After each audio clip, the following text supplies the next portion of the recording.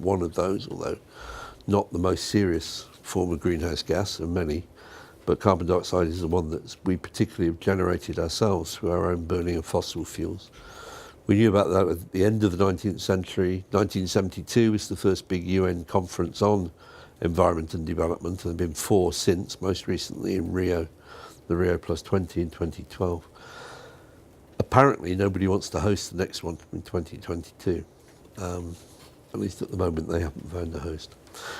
What is frightening about this development of this series of conferences is that although we've done some things about sustainable development, the problem is still bigger now than it was 40 years ago. The problem is getting bigger faster than we're finding ways of addressing it. And that's true of nearly every aspect of sustainability.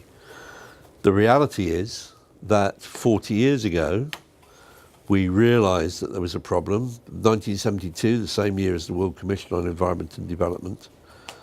I'm sitting in a really bad place.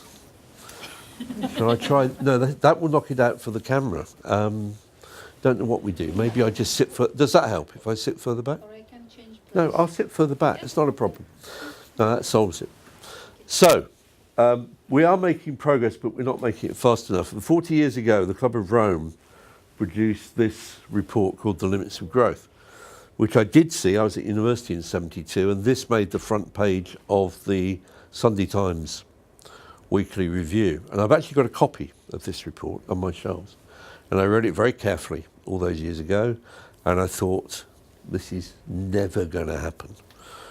Our species will not be foolish enough to allow this to happen. We will change our behaviour. We will reduce our impacts. This won't happen. The truth is that we aren't making progress fast enough, and in tourism we see it very sharply with the problem of over-tourism. Over-tourism only occurs in places where people fail to pay attention to the sustainability of the industry. If they paid attention to the sustainability, we wouldn't have over-tourism. Now that's quite interesting, because what it means is that those cases of over-tourism which people experience are the first experience most people will have of understanding the planetary limits to growth, and that we cannot just go on growing, that actually there comes a point where the growth itself becomes a problem. So potentially with over-tourism, we have an educational opportunity to raise people's awareness of the problem of our excessive growth within the planetary boundaries within which we live. That's the good news bit. This is the bad news. This is a piece of work done by Graham Turner at the Melbourne Sustainable Society Institute. It's freely available on the web. There's the web address if you want to check it out. What Graham did was to take the forecasts from 1972 and look at what happened in practice. And the reality is, as Graham says, that the book's forecasts are accurate 40 years on. And if we continue to track in line with the book scenario, we can expect the early stages of global collapse to start to appear very soon. We're at 5 minutes to midnight or closer. It's really depressing for me. When that was published, it was really depressing, because I realised that I and my generation had failed over 40 years to deliver what needed to be delivered, which means that the next generation, the students you're teaching now, need to be really quick to deliver, or else we will face the problems of planetary collapse. The problem of sustainability is that it's difficult to define. It's a very abstract concept and it's complex.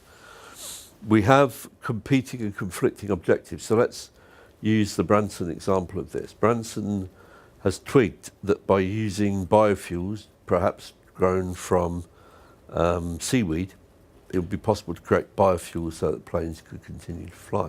That's all true. However, the seaweed growing in the sea will have its own negative environmental impacts on our oceans, and our oceans are already, as we know, in a great deal of trouble. So using them to grow seaweed will just make more of our oceans unsuitable for fish to live in. And maybe we want to do that, but maybe we don't. If we want to keep fish stocks, we have to worry about how we look after the seas. And there isn't enough understanding of the consequences of one solution, the consequence that will have for another problem.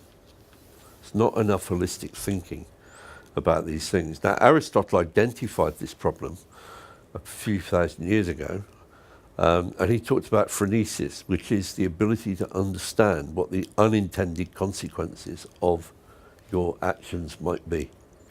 We are still really bad at phronesis. Most of us don't have the capacity to think in that holistic way about what the impact will be on the system if we alter it in a particular way. And when you think about it, there are lots of aspects of our lives where that's very obvious. Not least, if I might say so, in universities, where if you decide that you're going to admit 50% of the population to universities and you're going to empower university students as consumers, you then express surprise when the number of people getting first and upper seconds grows to over 80% of all the students. Of course that's the case. They're consumers. They expect to get a good degree when they come to university. So what have you done?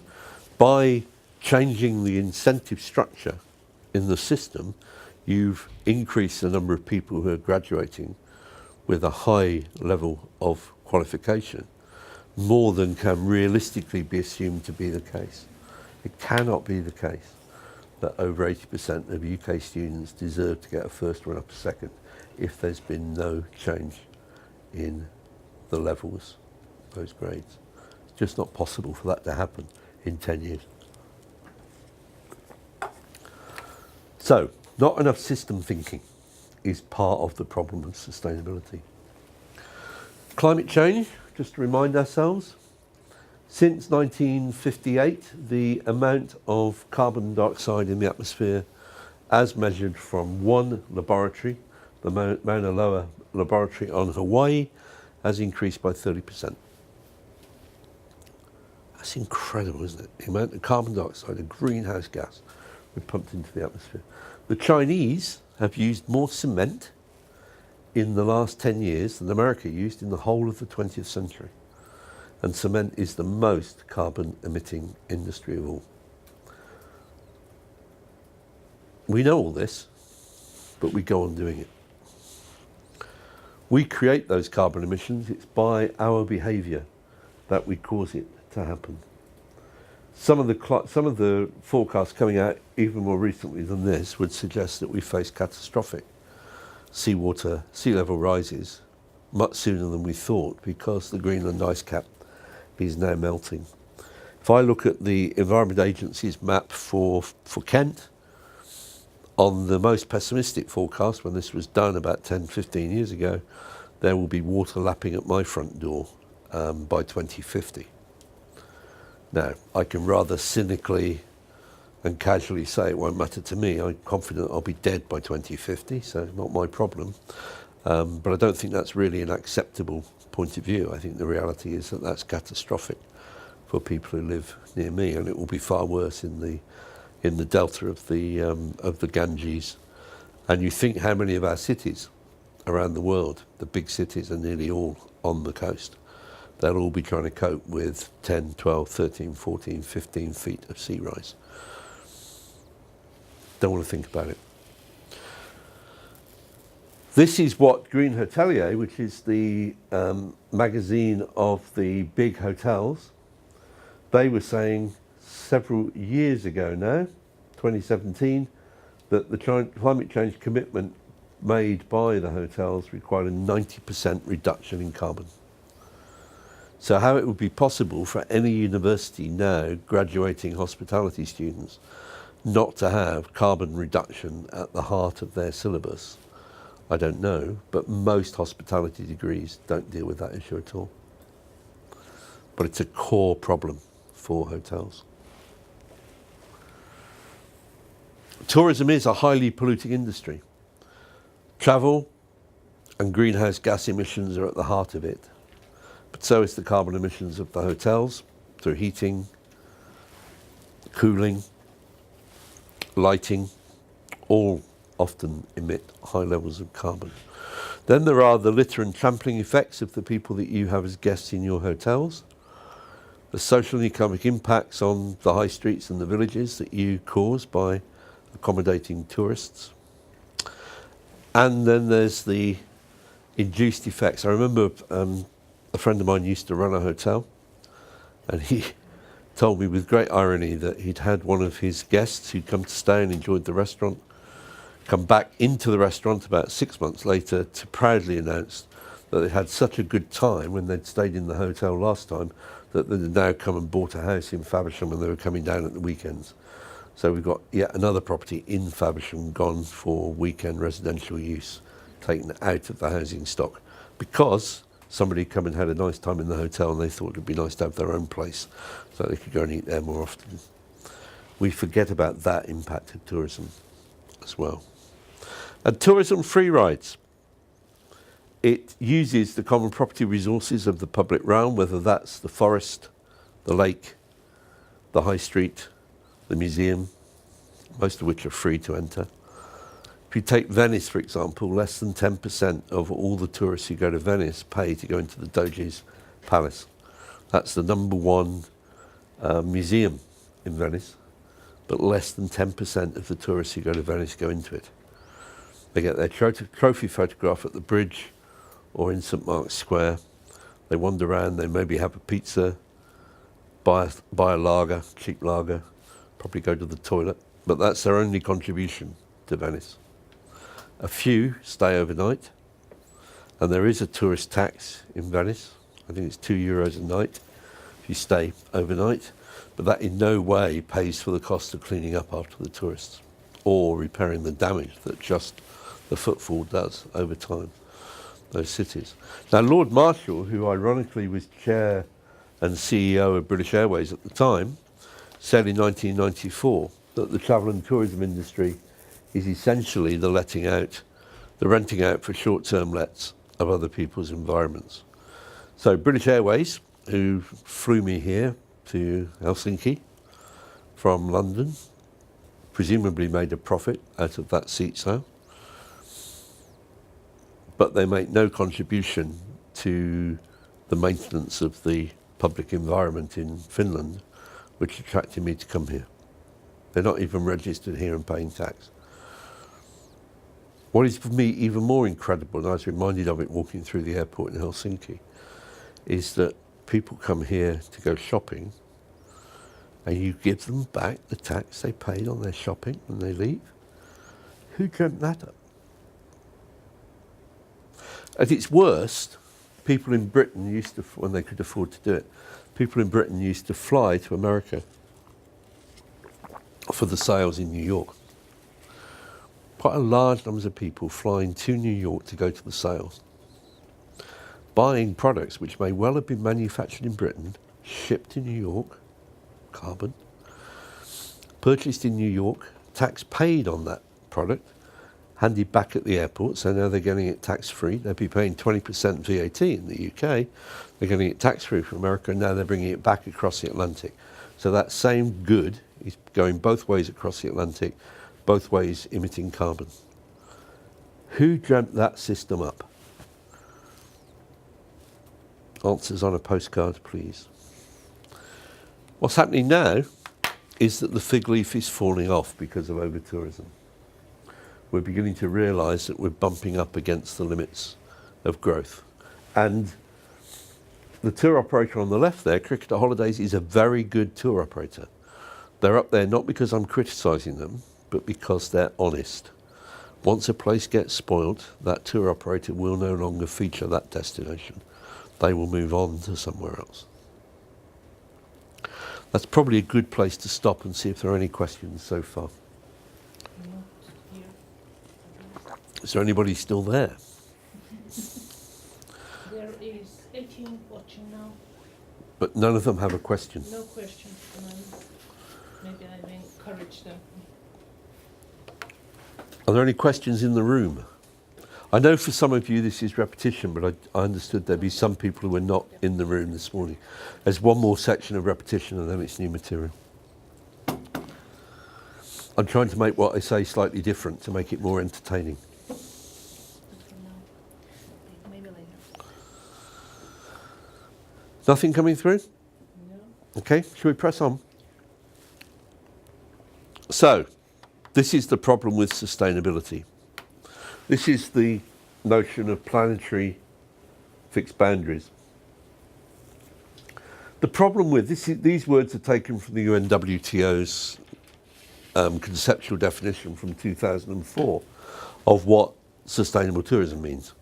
And I'm going to be very critical in it, but let me be clear, I couldn't do any better with the definition. I'm not saying I could do better. That's not the point of my criticism. I think the problem is inherent in the concept. So they talk about the optimal use of environmental services, resources. Optimal is never, in a complex system, unless it's mechanical, capable of definition. Optimal is essentially a political decision about whether, for example, a carbon budget should be used for flying or for generating electricity to keep elderly people warm in their homes in the winter. So I'm deliberately using a polarized example.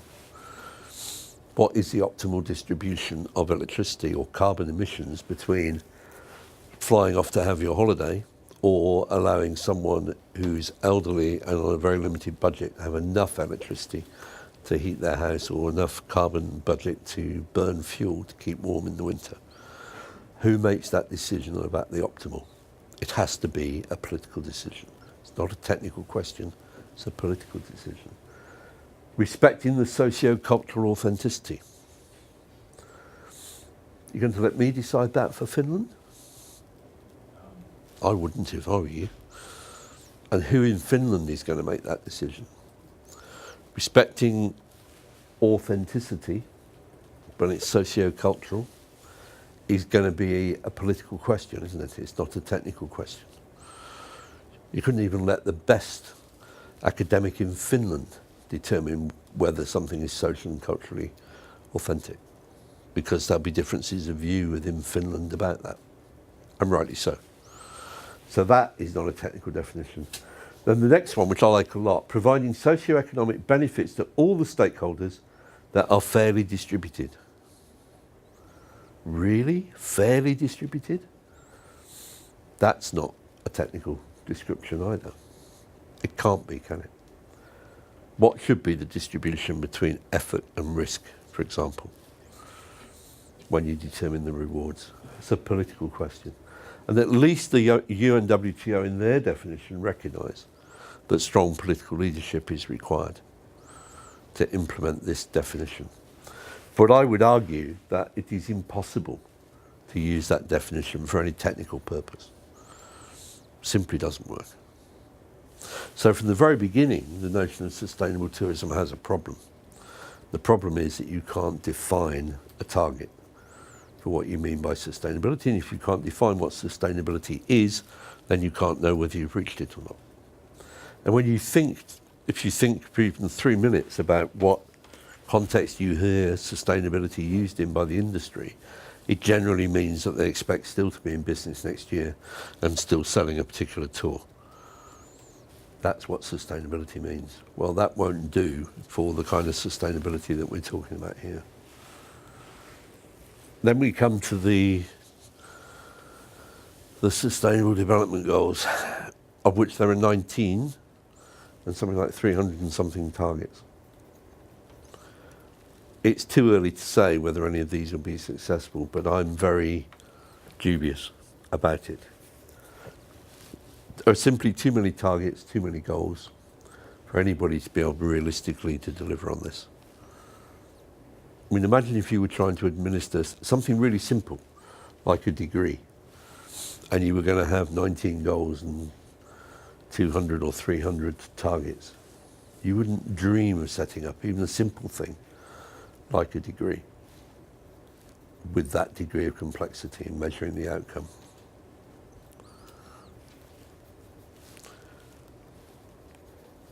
So, sustainable development means many different things to many different people. It's too abstract, it's too general, we can't define it in any useful way. The other thing which I think is true is that people engage with the issues which they worry about. And we know that getting people to worry about climate change is very difficult. it's much easier to get people to worry about traffic congestion or the number of people walking past their front door. The congestion, the overcrowding, the litter, the fact that the water runs out. Somebody was telling me in Cyprus, each year the water runs out for the local community for 2, 3, 4 weeks of the year. They have no public supply of water. Those are issues which people will be motivated by and engage. So people engage with practical issues. And they're also only going to engage with the issues which are relevant locally. Now, the fact that, for example, water supply is a problem in Sudan may indeed be responsible for the war in Sudan. There's nothing I can do about that by reducing the amount of water that I consume in Uvascular. It'll make no difference. I can reduce the amount of water I consume in Uvascular as much as I like, but it won't produce water in Sudan. It's not a practical way of dealing with that issue. What I think we need to focus on, if we want to make our lives more sustainable, is on the local issues which matter to people. Now, that may mean that sometimes we need to make people aware of issues that they haven't realised exist, but if we can't make them matter to people, then they won't engage with them. That's fundamentally the problem. So we need to make changes, but that requires that we engage in the political processes to identify what those issues are locally. Now, what's happened in Finland, which I'm extremely excited by, is you've had the rather novel idea of asking local people what the issues are in relation to sustainable tourism. I don't know anywhere else where that's happened. I think that's pretty unique to Finland. And I think when the consequences of that come out with your new strategy around sustainability, it will be very exciting to see how other people respond. Now, I'll give you a practical example of this. We agreed in the wake of the 2002 conference in Cape Town that Cape Town would determine what the important sustainability issues were, and the industry would then respond to that. 6 months later, I realised that they'd decided that the tour operators and the hoteliers in Cape Town would decide what the sustainability issues in Cape Town were.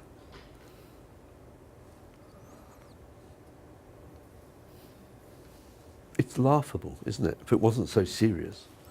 Who seriously thinks that it's right that the tourism industry should decide what the major issues are in a destination for the sustainability of somebody's city? I couldn't believe it when I heard that. I was genuinely shocked that anybody thought that that was a sensible way forward. So it seems to me that those decisions have to be made by the people elected to represent the population, preferably with political engagement by the population in debating what the issues are. But at the very least, it should be made by elected politicians and not by the industry.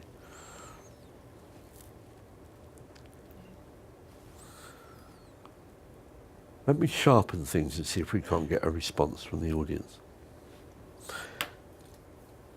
The image I have of Lapland is of a rather low-grade tourism product where I can go and see Father Christmas. That's the organic image that I have of Finland, and of Lapland, and that's been put in my mind by the advertisements that I've seen for cheap Christmas pre-Christmas and Christmas tours to Lapland for virtually my entire life. I have been seeing these advertisements for a cheap and tacky product. And I see the adverts for free because they're in the back of the free newspapers that go around their reader offers. And they're very cheap, nasty holidays to Lapland. So I quite understandably, in my defence, am left with an image of Lapland which is pretty tacky. Now, which Lapland government was it that decided that that was how they wanted Lapland to be seen internationally? It wasn't, was it? It was the companies and the marketeers using Lapland to make profit, but actually destroying Lapland as a place, people's image of Lapland, through that generation of business. Please.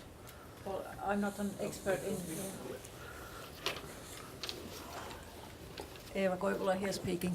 I'm not an expert in tourism in Lapland, but my impression is that this development was highly supported by Finnish government and the financing of Visit Finland or MEC that it was. That just makes it worse. Yep. No, that simply makes it worse. I have issues about where I live because the way my town is presented by Visit Kent is not the way I would like to see it marketed, and I don't think it's the way most people in my town would like to see it marketed.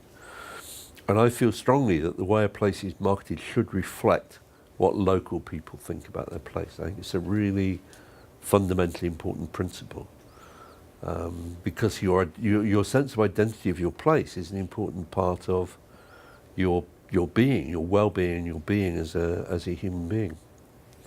We shouldn't leave it to the marketeers to decide. You simply made it worse by suggesting that the government was involved in this calumny. So, sustainable tourism, we are nearly getting towards the end of these repeat slides now. Sustainable and responsible tourism are not the same thing. Sustainability is an abstract long-term goal, whereas responsible tourism is about what you do to solve particular problems. It's the difference between an abstract aim and what you do to achieve it. And we see that in the research projects that we set our students the whole time, don't we? There's an aim, which is generally pretty abstract, and then there are a series of objectives. And certainly I used to tell my students that I want to see more than 3 objectives, five at the absolute most, because that's all you can manage in one piece of work. If you end up with too many objectives, nothing happens. You don't achieve the thing. And the objectives are very precise, measurable things that tell you that they found an answer to a part of the problem by achieving that objective. So they're fundamentally different. And let me make this, I haven't used this slide, well, I've used it once before, so I used it this morning, but it's a new slide. To say something is sustainable is a feel-good word, like apple pie. It's very hard to object to apple pie. You feel good if you say something is sustainable, but proving something is sustainable is very difficult. By contrast, the word responsible is a horrible word. You're responsible. Yeah? Doesn't feel nice, does it? It's not a good, that is not a feel-good word. Until you're being congratulated for having cleaned the house by somebody, and you say, thank you, you were responsible for that. But actually the predominant use of the word responsible is blame. What we need to do is turn it round so that the predominant use of the word responsible reflects somebody who's done something about a problem.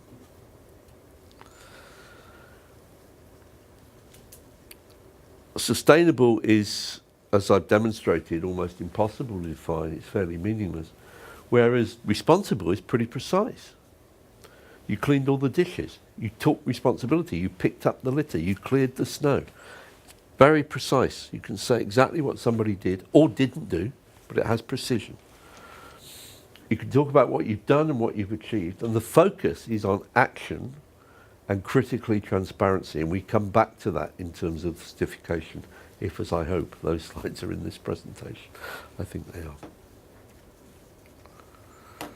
So, the question is tourism going to use your place, or is the place and the people who live there going to use tourism for their benefit? Are people going to use tourism to have higher standards of living, to have a bigger variety of restaurants that they can also use alongside the tourists? The small town I live in Kent, we have way more restaurants than we would have if only people who lived in the town ate in them. It's the fact we have people come from the villages around and tourists as well. That means that we can have a bigger variety of restaurants available for me to use as a resident. Wouldn't be possible if it was just the resident population. So what we're after is sustainable development by using tourism to achieve it. and using tourism rather than being used by it. Now, the proverb at the bottom there is often heard in Southeast Asia. Tourism is like a fire. You can use it to cook your food on it, or, if you're not careful, it will burn your house down. And that's the choice we have with tourism. It's our choice. So why focus on responsibility? There's a man called Jos Krippendorf who wrote a book in 1985 in German, English in 87, called The Holiday Makers, in which he talks about a new kind of tourist, the one who would value the experience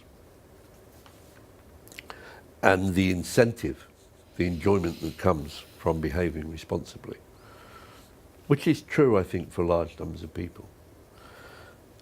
I didn't know about that book when we evolved the idea of responsible tourism. What had happened was I was asked to work with voluntary service overseas on a campaign in favour of ethical tourism. Now, what's interesting is that VSO, as a company, a NGO which organises volunteers abroad from the UK, had done a survey of all their volunteers abroad, asking them what the biggest issue was in the communities where they were working. And incredibly, the biggest issue is tourism. If they'd done that survey a couple of years later, it would have been HIV/AIDS.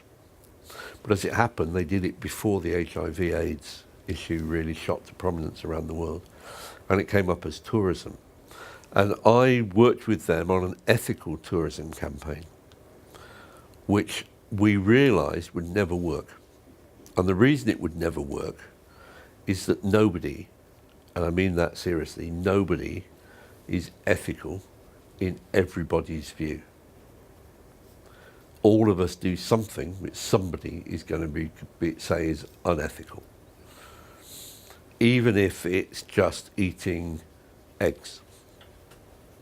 Yeah? The vast majority of the world's population will eat eggs. A vegan will tell you that that's unethical. So you can't make a claim to be entirely ethical if you eat eggs, let alone all the other unethical behaviours that most of us indulge in quite a lot of the time without being too worried about our unethical behaviour, because we happen not to share that system of ethics. So it's very clear when we talked to the tour operators that they were never going to use that word. So we tried the word responsible, and suddenly it got real traction, because what we discovered, as you pointed out this morning actually, is that lots and lots of businesses are doing some good things. They are taking responsibility for some of the agenda. So what you're then able to say with responsibility is, I am taking responsibility for X, Y, and Z, and this is what I'm doing. That is a defined statement about what you're doing that is responsible. And therefore it works. You're saying what matters in my community and matters to me. I'm doing this about it. And then you can go on to say, I've achieved this. This is the issue, matters to me and the people that I work with in this area. That's the issue. I've taken responsibility, I've done this, and by doing this, we've achieved X, Y, and Z. So it's much more specific and definable and easier to defend yourself when you make that claim.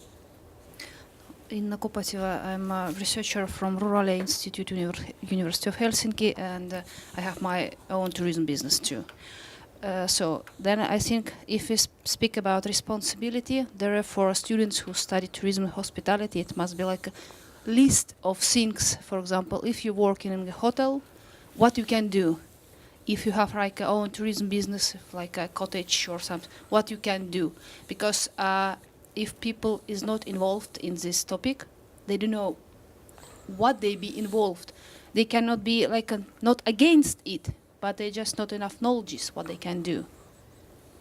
So is it here some like literature, something to read about it? What we can do as a tourism business, what I can do? No. And that's deliberate. Let me explain why. If you look at the global sustainable tourism criteria, they've come up with a long list of things which they say are fundamentally important for sustainable tourism. One of which is vernacular architecture. the local architecture of the everyday buildings. Now, I'm passionate about vernacular architecture. I care about it, but I don't think it's fundamental to sustainability. I wouldn't give it that degree of status. They don't include child protection, which I'd say is fundamentally important to being responsible. So for me, what is important is that people define the issues that matter locally to where they are. There are two issues which, in my view, are global in their consequences. One is carbon emissions, obviously, because that goes into our atmosphere and it's common to all of us. The other is plastics, because they end up in the oceans, and the oceans are common to all of us, and they end up in gyros floating in the sea. I used to think there was only one gyro. I now discover there are 5. There are 5 gyros of plastic floating in our ocean. Everything else is a local issue. So, for example, forgive me, it's the same example, I use it a lot because it's my sister. My sister lives in North Wales. They have a big problem with water. They get flooded. There is no point in a hotel in North Wales worrying too much about how much water it uses. I live in East Kent, where we have the same rainfall as Israel. Hotels in East Kent ought to be forced to manage their water more sustainably, because water matters where I live. It doesn't matter where my sister is. So I think what universities should be doing is saying, look, here's the range of issues which occur. You can come up with that kind of list, but then you've got to prioritise what issue matters most in your community, to your people, in your environment, in your culture, and what can tourism do about it. So I would say, and I'm unpopular for saying it, but I don't think I'm alone in saying this, that the biggest single threat to us as a species is our overpopulation of the planet. But let's be realistic, tourism is not going to reduce the birth rate. No, we're not. That's not achievable through tourism. So don't waste your time trying to do that. Do things where you can make a difference through tourism. One of the ways you can make a difference, this is actually a true story. It's a lady in Cornwall who runs a little B&B, and she has guests come, and they volunteer. Don't even suggest it. They volunteer to help look after the hens, because they've never done that before. They've come from an urban environment. They've never had any connection with hens. They get a real kick out of going and collecting the hens in the morning and having fresh eggs. Then she starts introducing them to the food for free from the forest and the organically grown food and all the other things. Suddenly these people have had their lives transformed by the experiences they've had. So this is great, isn't it? Last time I saw her, she said to me, you know, there's a downside to this. All these people now want to come and live in the same village, and they're pushing up the price of the property. Yeah, I mean, life's complicated. Yeah, life is complicated. And thinking in system terms is vital to thinking about what is responsible. But people cannot deal.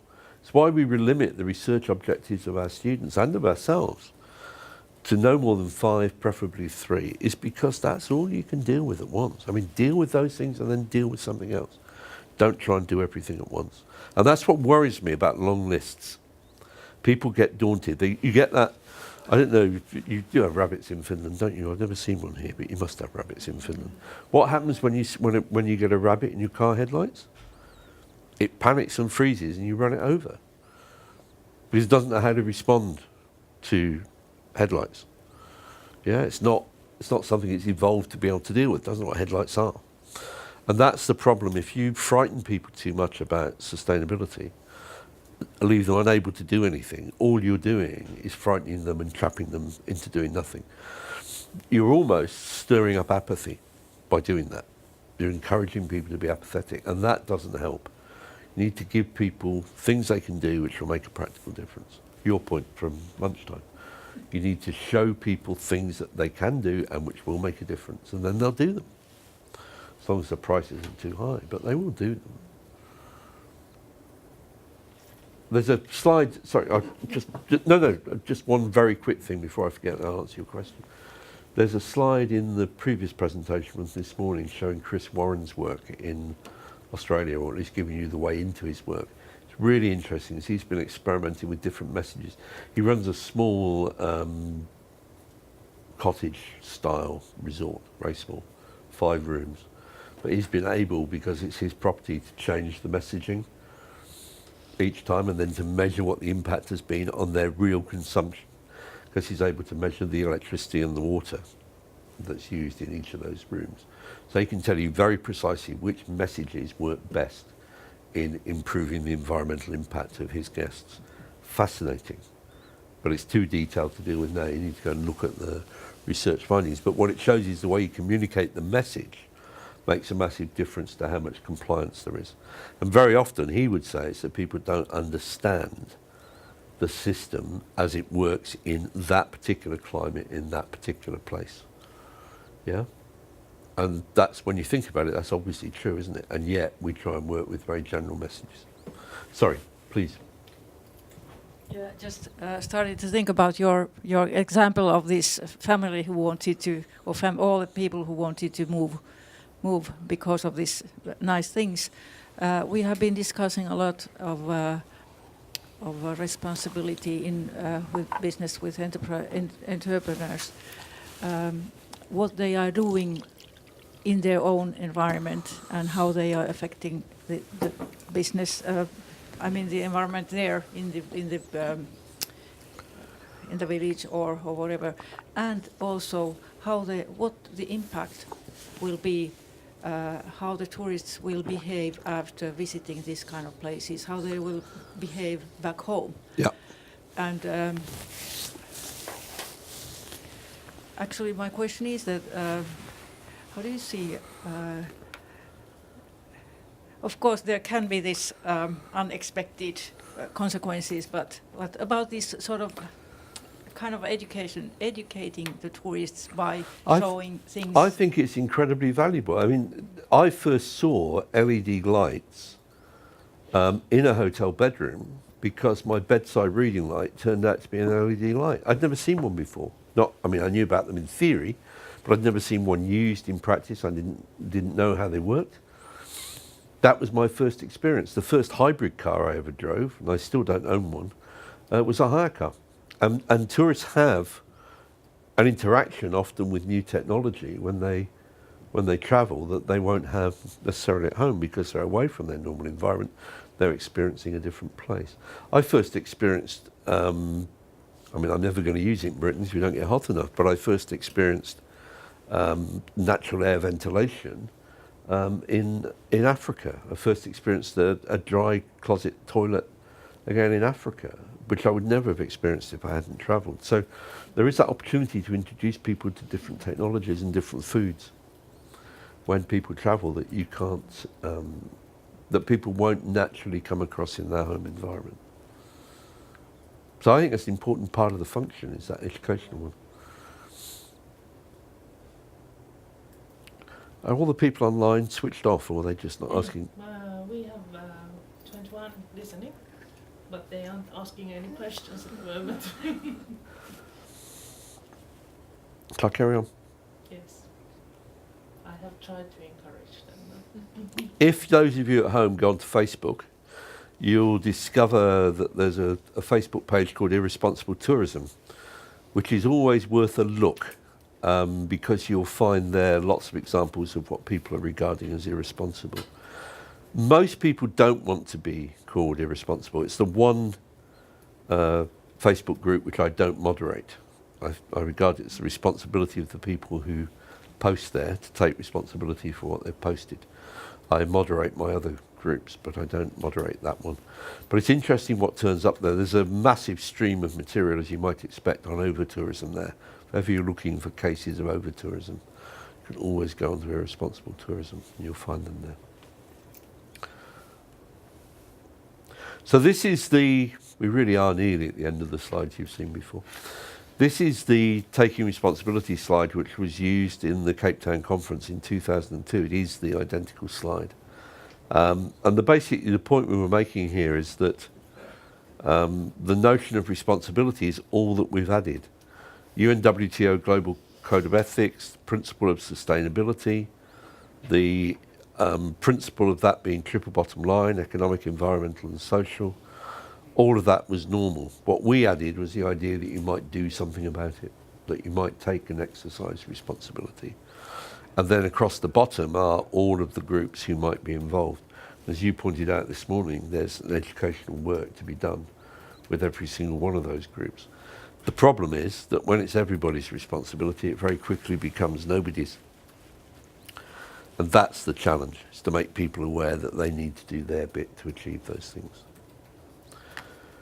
So this is the Cape Town Declaration. It's about minimising the negative impacts, whether those are environmental, social, or economic. Actually, in terms of second home ownership, for example, that's when somebody buys a second home in your village, that's great news if you're selling the property. It's really bad news if you're the son or daughter of somebody who lives in that village and you would quite like to live in that village. Because the fact that somebody's buying as a second home will almost certainly push up the price to the point where you can't afford to buy it. And in the long run, that means that the village will have more and more second homes in it and the school will close because there won't be enough children. I was being told last night over dinner of an area where only 5 children have been born in the last year. Kiss goodbye to that place then. That's going to become a holiday village. It's no longer a village if only 5 children are being born in any one year. That village has gone. And that's the tragedy of it, really. And that's an economic negative.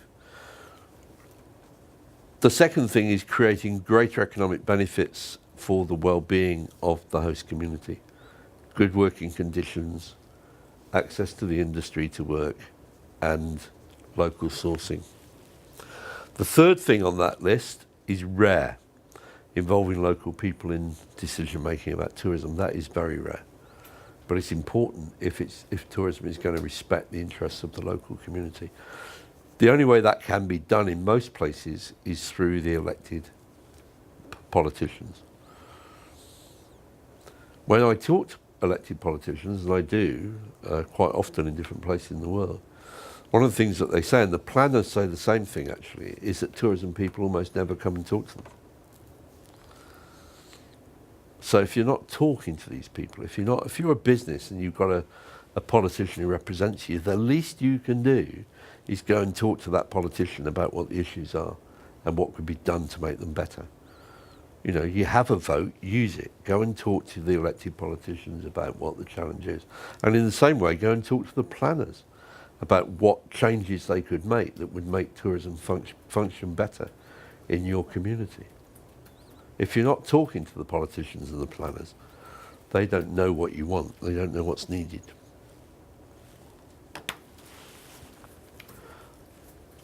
If you're...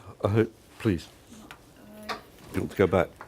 Yes, if return to previous slide, there's like generates great economic benefits. So is it questions only about economic benefits? For example, by my small tourist business, I cannot bring big economic benefits to my village where I'm living. Of course, I have a cooperation with other businesses in village because I use transport, I use firewoods and so on. Not all local businessmen participate somehow. But by another side, I organized local events for villagers. I cannot give them benefits, but I can give them to use my space to organize local events. Or next week on Wednesday we have, which is number 3 meeting with people will discuss about future of the village and so on. So it's not in your list. I mean, it's not only. No, but that's the first page. Huh? That's only the first page of the list. Okay. Good. But just to deal with the economic benefits point, Yeah. it says greater, it doesn't say great. So if, for example, you changed, this is just a theoretical example, if you're purchasing your meat from the supermarket and you change your purchasing practice so that you buy from a local farmer, you're not spending any more money on the meat necessarily, but you are creating a greater local economic benefit. And that's the point. It's not about making a big impact. It's about making a bigger one by deliberately buying local. In the same way that if you buy your eggs from the supermarket and you change your supplier to the woman down the road who keeps chickens in her back garden, you're having a bigger economic impact by buying your eggs out of the local economy. You're not spending any more money necessarily, but you're getting fresher eggs and you're benefiting the local economy. That's the point of that. So it isn't that it should be a great benefit. The small businesses often are better able. And let me illustrate that. If, for example, the cruise lines out of Barcelona decided to source their eggs in the local supermarkets in Barcelona, that would be an economic disaster of the first order, because nobody else would ever be able to buy eggs in Barcelona, because the cruise boats would buy so many eggs that the local supply chain would be completely taken up with supporting the cruise line. So it's actually better and more responsible that the cruise liners fly their eggs in, probably from somewhere in the Midwest of America, rather than try and buy them in Barcelona. Because if they were buying in Barcelona, they'd break the supply chain or push the price so high. So it's really, the emphasis is on the greater economic benefit, not spending all the money in one place. Do you see what I mean? It's, again, more complicated than it seems. No, I'm not economic benefits, but more about like a social benefits for I told you, community. next slide. Yeah. So, the fourth point, the very point that you stopped me talking about, is precise. No, don't be sorry. But you're absolutely right. Making a positive contribution to the conservation of the natural and cultural heritage. Yeah. Helping run a festival is contributing to the maintenance of the cultural heritage in your village, isn't it? Yeah. That's exactly the point. Yeah, okay. Yeah? So that's precisely the kind of thing which you hope that you will see tourism businesses doing, both very small ones like yours and big ones like the hotels. They can all do something to contribute. Yeah? And it doesn't have to be big to be meaningful. Yeah? It can often be a very small contribution. Just advertising somebody's, I don't know, you probably don't have jumble sales in Finland, do you? Jumble sales is where people sell second-hand things for charity. But just advertising local festival events to the guests in the hotel, give the guests in the hotel a choice, but they can go and experience that. They can't if they don't know it's there. And it contributes to the guest experience as well as contributing something to the local cultural community. It always shocks me in Jyväskylä when in the hotel room there's, I forgot the name of the architect who's famous from Jyväskylä. That's why I can't remember it, I can't say it. But anyway, that architect, it always shocks me when I'm in the hotel and nobody's telling me about the architect and the museum. I mean, that is the essence, in a way, of Jyväskylä, and you can see it in some of the architecture, but nobody, I've not been in a hotel yet where that's advertised. That's just, well, it's shameful, isn't it? I mean, how much does it cost you to put a little piece in the room information telling you about that? And in the hotel where I'm staying now, there's nothing in my hotel bedroom about the local architecture. And yet what's really striking, having come here from Jyväskylä, is how much more of the traditional architecture is here. Why is there no walking tour around your city which would enable me in a couple of kilometres to walk around and see a lot of the wonderful buildings which are here? Why is that not there? That would benefit the hotel. Because the point about this is if you can create more reason, more things to do. If you take the hotel I'm in, I imagine it gets quite a lot of business people come through, many of whom will be not travelling with their partner. What that hotel ought to be doing is encouraging people to realise if they come back at the weekend, they get a slightly lower rate because the hotel's not so busy at weekends because it's really a business hotel. And there's all these things you could do and come back and have a really good time with your partner. But they're not doing that either. I don't know why they're not doing that, but it just seems to me to be an obvious thing to do. The other thing that hotels don't do is have photographs of what it looks like other times of the year. So I will leave this city or town? City. Okay, this place. I will leave this place not knowing what it looks like in the summer. How dumb is that? All it needs is photographs on the hotel walls of how wonderful it looks in the summer, and okay, but I haven't seen that in the hotel. This is for tour operators. Okay, but it ought to be in the hotel as well. That's my point. You know, that is beautiful. That would bring me back, but only because you've shown me, not because the hotel showed me. Yeah. Sorry, your question. Yeah. Yes, my point was that there are walking tours for Mikkeli, but they fail to inform you about it. Yeah, And it's a there is secret. nice park. Yeah, it's a very well kept secret. Yeah. And there is also a nice park area, and there is the harbor and everything. So you are right. In many other places as well, not only Mikkeli. Oh, no, I'm not blaming Mikkeli in particular. It's a very common error. And it's the same with not showing what the place is like at other seasons. I've been successful in Kerala. Kerala used to describe the monsoon season in Kerala as the off-season. And for years, because I've been going there a long time, I've been saying this is just crazy. The monsoon's an exciting time to be here. They've now started to advertise the monsoon season. Yes! Because actually the monsoon season is completely different to what it's like, and people think it rains. It does rain very hard for a couple of hours, then it stops. Because everything is beautiful and green and the wildlife comes out. It's a fantastic time to be there, but they've marketed it for years as the off-season. Crazy. There's never an off-season. You should never have an off-season in any destination. Where are we? Fifth point, which you would never see in a sustainable tourism definition. If it's going to be responsible, you have to make it enjoyable for the guest, and it needs to be meaningful. It needs to be something which people want to come back or recommend to a friend because it's a good experience. It's enjoyable and it's meaningful. Go on. May I give example? Please do. Yeah, this meaningful connection with local people and greeting and understanding local culture. So I have two my target groups. One is children. It's another issue, and with elderly we organize. We visit local houses, meet local Finns, comes to saunas and visit kindergarten, schools, post office, libraries, and so on. Because the idea not to see Finland as a main sightseeing, but to see Finland from inside. So I have in a village maybe 5-6 household people, families who invite my tourists, and we just spend evening. We sing together. We have songs. We have tea, coffee. We have saunas and swimming in the lake and so on. So it's about this connection to local people.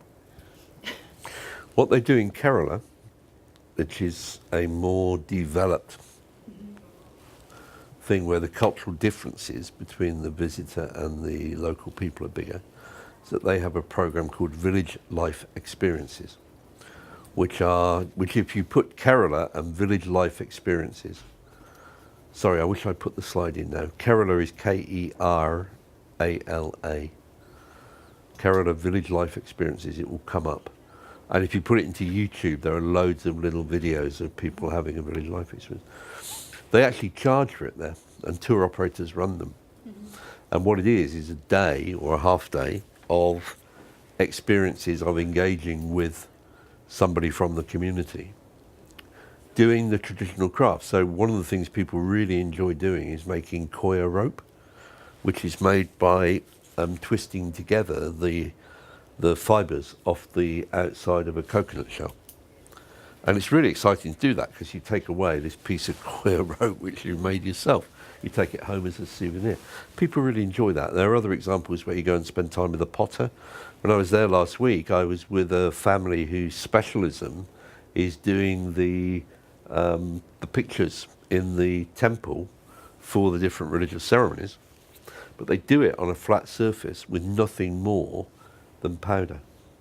With their fingers, they just put the powder onto the surface and create these incredible stories. And, I sat for an hour watching that. It was just utterly fascinating seeing people with such skill able to create these incredibly complex, decorative images of their gods with nothing more than a few coloured powders.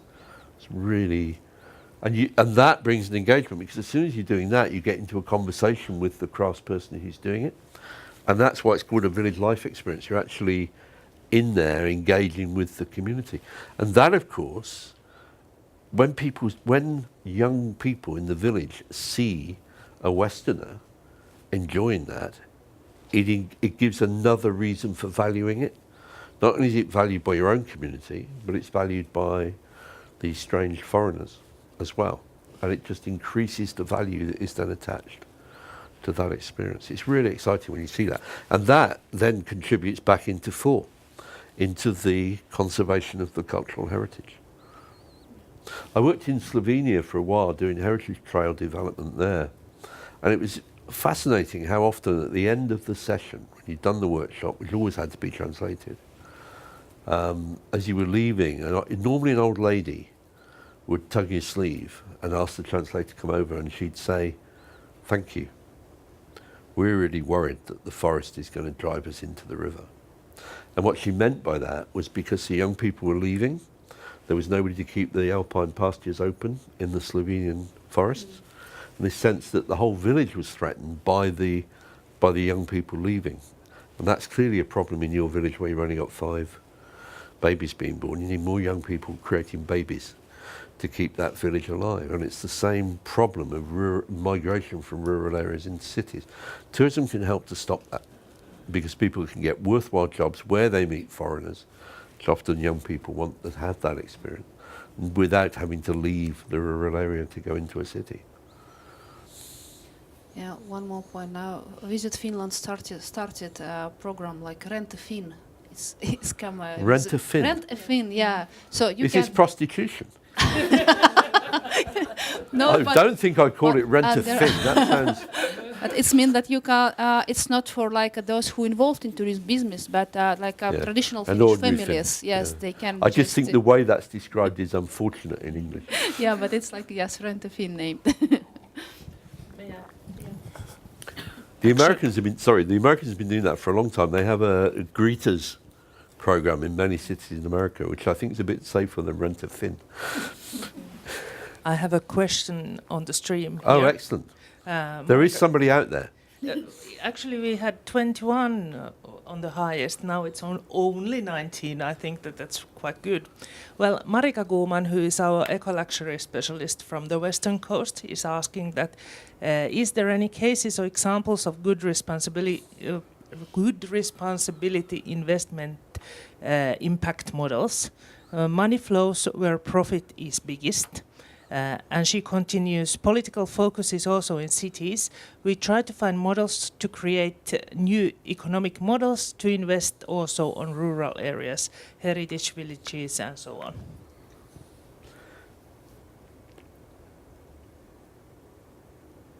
Let me just think how best to answer that. I think I'm going to show the TFPD slide again. If I don't, it's on the other presentation. And that is an example from Africa of a chain of lodges measuring their economic impact by their spend in the local community and collecting that together. Unfortunately, we don't have many examples of businesses that have done this, but we have some. And that's probably the most accessible one.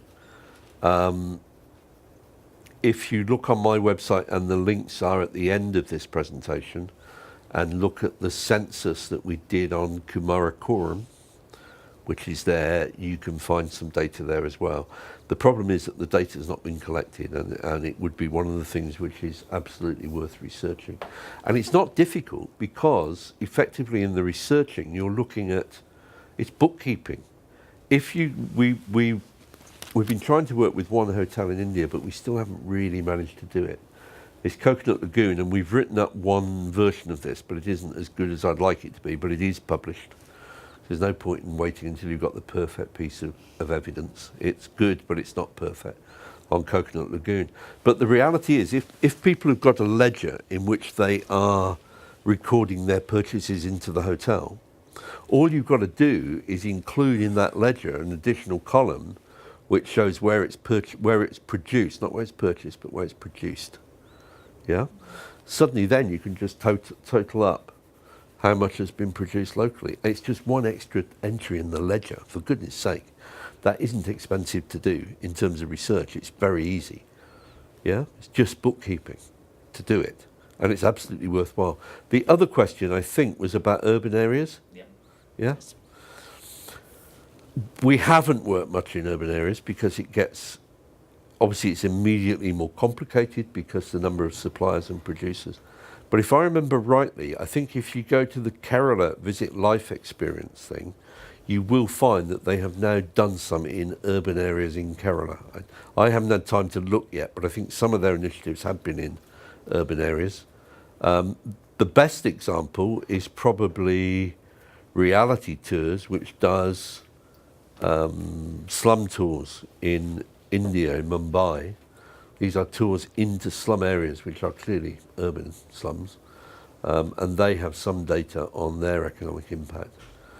But the truth is, the work we've done on this has never had the backing of a university in the destination to do it, which is what's required. Yeah. Thank you. The principles are exactly the same. The research issues are probably are more complex. They're certainly more time consuming. And none of our research has ever been funded. We've always done it with local funding. So the census we did in Kumarakoram was paid for by the Kerala Tourist Board. Because the minister said, we're not going to roll this out until you can prove to me that it makes a difference. Sensible man. So we did. We did a census. We interviewed 3,000 households in that village. And the figures are amazing for the contribution it's making. Can you ask the person at the other end of the line whether they're happy with that? I think we should. Is it this like a village life experience? That's it. Yeah, okay. That's exactly the website. And I'm sure if you look down the list of places, you'll find there's at least one urban example in there. She happy? He happy? She happy? Not there. But no answer yet. She's probably gone out now. But you go on. Where am I now? No, I'll ask you. Right, 6. 6 is making provision for the physically challenged. Now, Finland's quite good at that, seems to me. From casual observation, it seems to me if I was a disabled person, this would be quite a good place to come. Whether you're as good with socially disadvantaged, I don't know. But there's a set of issues around that. And then last, and for me in some ways really important, travelling in a way which is culturally sensitive.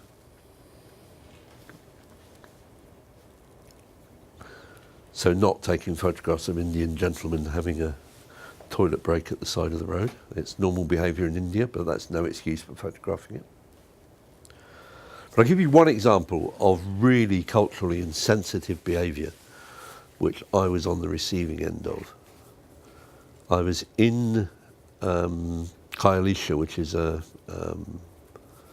township in Cape Town, with an old lady who was trying to make a living by setting up a small restaurant in her home for tourists. I'd spent about an hour with her talking about how it was going and how she was marketing and all the rest of it.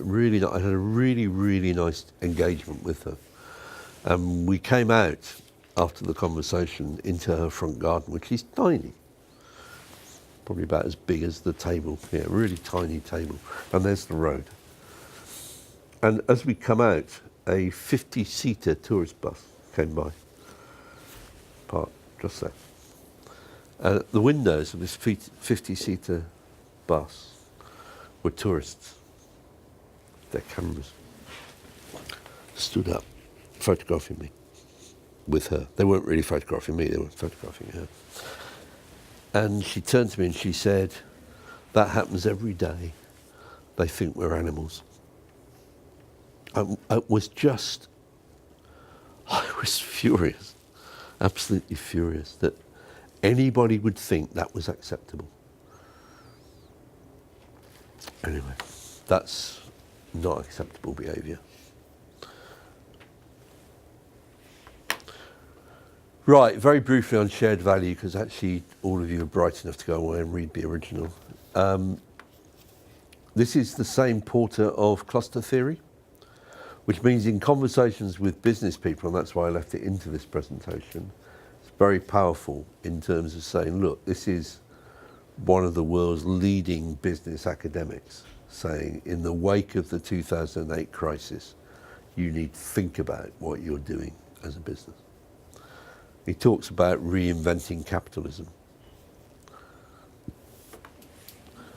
The point he makes is that businesses have come to overlook things like the well-being of their customers, the viability of their suppliers, notorious for screwing more and more value out of their suppliers and often making them impossible to maintain.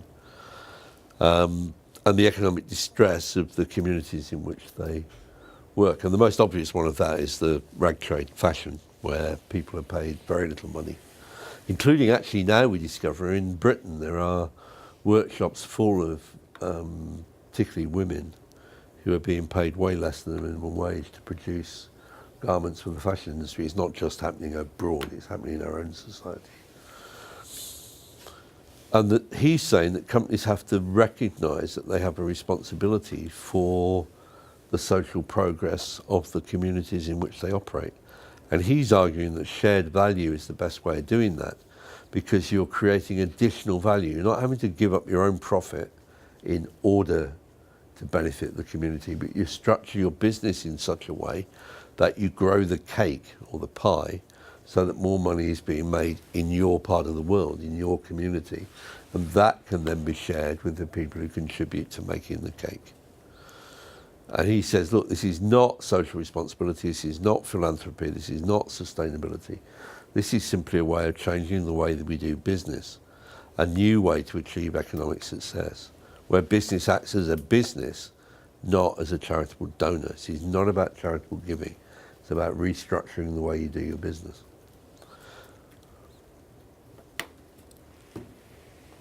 He's saying that what we need to remember, that markets and everything else are just a way of achieving benefits for society. They don't exist separately from society. And what we need to do is to expand the total amount of economic and social value by creating a bigger pie of revenue and profits. Now, I would argue that when you buy your meat from that, or buy your eggs from that lady down the road, you're making the pie bigger in your community. It's not costing you any extra money, but you're making the pie bigger in your community because that money is being spent in your community. Yeah? And that's what Porter means by shared value. And actually, the tourism industry is very good at creating shared value, but it hasn't talked about it, it hasn't understood it, it hasn't recognised it. I shared this with somebody who's been at the top of UK tour operating for 40 years. And he said to me, but there's nothing new here. This is what the tourism industry has always done. And it is what the better part of the tourism industry has always done. But we haven't talked about it and we haven't grown it. And we could grow it very easily. Just as we saw in the restaurant last night. This adds value to the whole experience of the meal and increases, no doubt, the price of that meal, partly because you're being told where that food has come from. Why do this? Because a business needs a successful community. You know, you can't survive as an island of wealth in a sea of poverty without spending an awful lot of money on security. Better to have a prosperous community around you.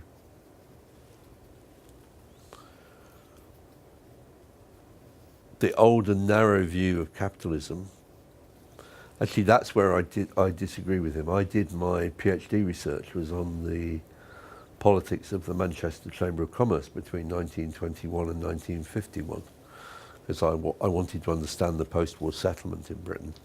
What was striking, reading the minutes of the Manchester Chamber of Commerce, which at the time was the leading free trade organisation in the world, absolutely wedded to free trade capitalism. But it was extraordinary how often in the minutes you would see business people talking about how they needed to open another factory to create employment in their town. You saw that just come through all the time in the 20s and 30s. It got lost somehow post-Second World War, but that sense that the business leaders had, that it was their responsibility to try and create businesses which would employ people in their community, that fundamentally changed somewhere around the 70s, when suddenly it was all about profit maximisation and building your business abroad. The thing about tourism, and we don't talk it enough, is you can't take a hotel in Mikkeli and decide that you're going to increase your profitability of that hotel by moving it to Kathmandu. That hotel has to stay in Mikkeli. Can't be moved. It has to create jobs here. It can't be somewhere else. It's a hotel in Mikkeli. That's the big difference between hoteliers and tour operators. If a destination gets spoiled, the value of the hotel simply goes down. For the tour operator, it doesn't matter. They can move on. But the hotel real estate stays where it is. And if the destination declines, the capital value of the hotel goes down. That's not true for a tour operator. They can just relocate. And that's a big difference between those two parts of the industry. So, the competitive advantage comes from the way you configure your value chain. And the value is the benefits relative to the costs, not just the benefits. So you can reconfigure your value chain, as I would argue the bistro we went to last night, the Holby Bistro has. They've reconfigured their value chain to make more profit, but also to benefit their local suppliers. And by doing that, they've created what was frankly a fantastic meal. Thank you very much. So, shared value, we've done that to death. Let's move on. Here we go. Your colleague, whoever she was, who was asking the question about the value, is about to get the answer. It's an example from Africa. It's one that I work with a lot. I'm going to be working there with them for 2 weeks in April, trying to improve further their ways of measuring what their economic impact is in the local community.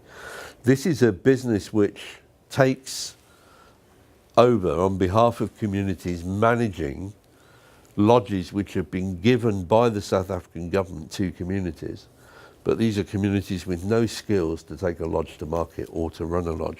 So they take them over on behalf of the community. The ownership stays with the community, but their role is, am I being lost? Are we all right? Yeah. Okay, fine. Their role is to make the thing work as a business, which means that people from the beneficiary communities get employment. But what they've also done is to create shared value. And this is their figures from 1 year from the benefits that they've created by purchasing from small enterprises. Now, this again is just bookkeeping. This is not complicated, difficult research. Any master's student, probably any undergraduate student, could do this. This is not high-level research. It's bookkeeping. But it's incredibly powerful. You see how those figures add up.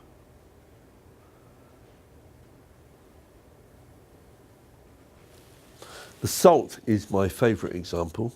This is the ladies of Bellini.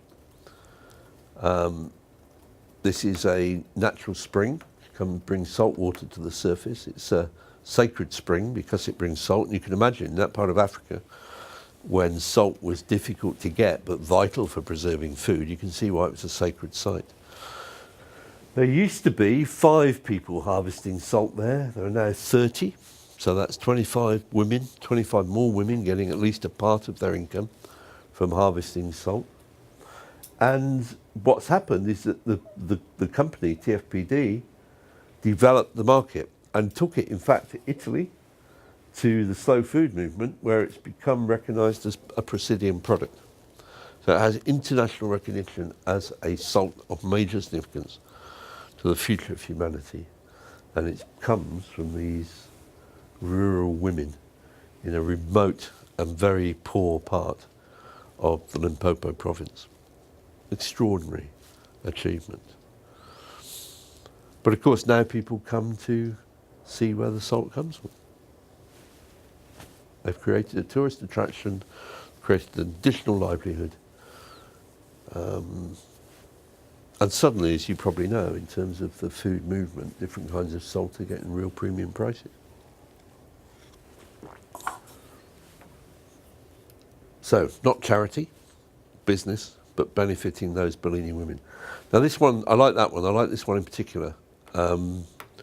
This is a piece of sculpture by a man called Pilato. It's not that photograph. It's not of Pilato. I don't have, unfortunately, I don't have a picture of Pilato. That's Mandela burning his passbook. He's on the Ribola art route in Limpopo, and he makes these out of scrap metal, and I've been given one, which I'm very proud of. Those are being sold in the lodges, and TFPD alone has spent 250,000 rand on these sculptures for resale. That's business for those producers. Now this comes from the broader consumer trend of people wanting the experience, the experiential trend of consumerism, and that's affected every sector of consumerism, but most obviously in food and travel. And there's this strange thing called the Hard Rock Cafe where people queue up for hours to get into the Hard Rock Cafe. I've never understood that. But clearly this experience is vital. And what Gilmore and Pine say is that that authenticity is a new strain of consumer desire. And I think that's right. We all crave those authentic experiences. Starbucks try to do it with their 13,000 outlets, and they do it by trying to make coffee drinking in one of their outlets unique to the particular outlet. Which, when you think about it, it's a kind of ludicrous thing to do, but they've managed to do it. So what we're seeing here is a transition in terms of what tourists are purchasing, as Krippendorf predicted, from value for money and just buying on price with a commodified product of tourism, which is, I would argue, is where your Santa Claus trips to Lapland are. That's a commodity. People are just buying a standard package. It's a commodified product, and it's very difficult to make a profit. But what people want increasingly is an experience for money. Okay, let me be brutal. I had a wonderful experience watching bears up at a base camp. Olog. Really, possibly the best wildlife experience I've ever had. And I've had some fantastic wildlife experiences. But that was possibly the best. Certainly the best in Europe.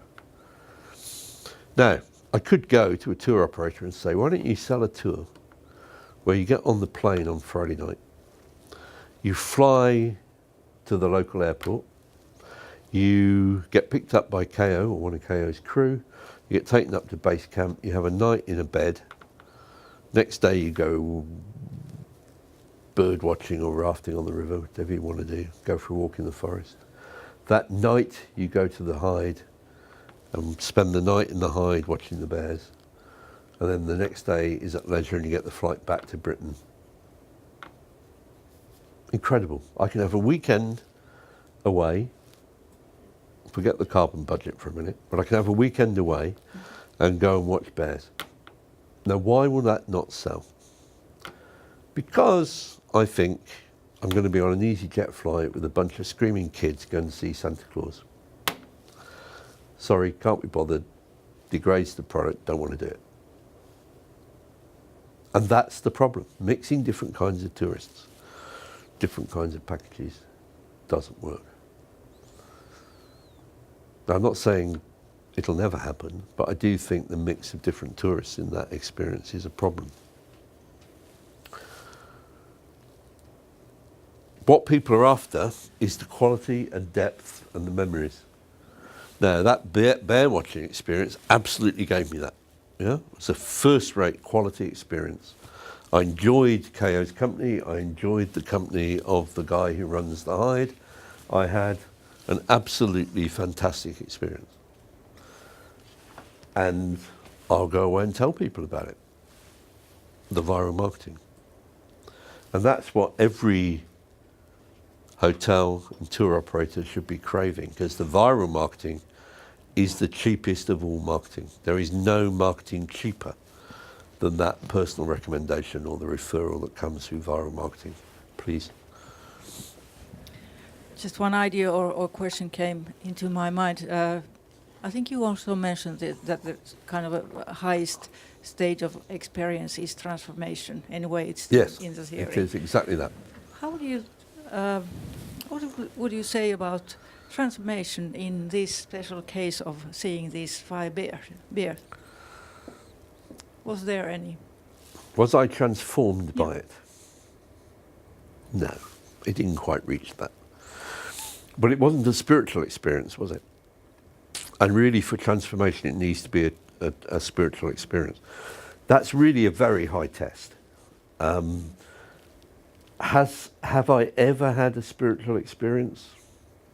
I had a negative one, which was being at the Golden Temple in Myanmar and seeing young people, not such young people, taking their there's an elderly father, as it happens, who was clearly on his very last legs. I mean, they were having to hold him up by both shoulders. He's clearly really ill and not going to live much longer. Taking him to the Golden Temple, which was probably the thing he wanted to do at the end of his life. Surrounded by bloody tourists photographing it. Sorry, I've sworn now. But I was really upset by that. That was really, for me, one of the most offensive things I've seen in tourism. That's a negative spiritual experience, but a spiritual experience. I mean, I would frankly ban cameras from going into that space. In fact, I'd probably ban tourists. What are they doing there? You know, what is the value, the real value that they're getting out of that? I was shocked by that, the fact that people could be so insensitive to somebody who's clearly a day or two away from death. I was really shocked. You see the same thing in Varanasi, actually, around the pyres, where they burn the bodies on the edge of the Ganges. So a lot of the transformative experiences I have had, I suppose, have been negative, but transformative nonetheless. No, I mean, that's a high test. I've never had a transformative experience in a hotel.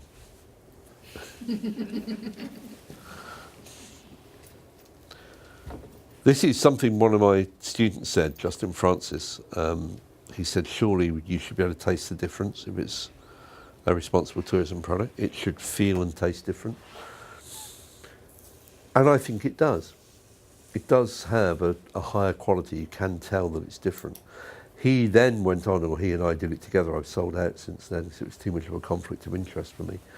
But we set up responsibletravel.com, which is currently growing at 60% a year because he's absolutely riding this wave of people who are looking for these kinds of experiences. If you want lots of examples, and there'll be some from Finland, of responsible travel products, responsibletravel.com is a good place to look.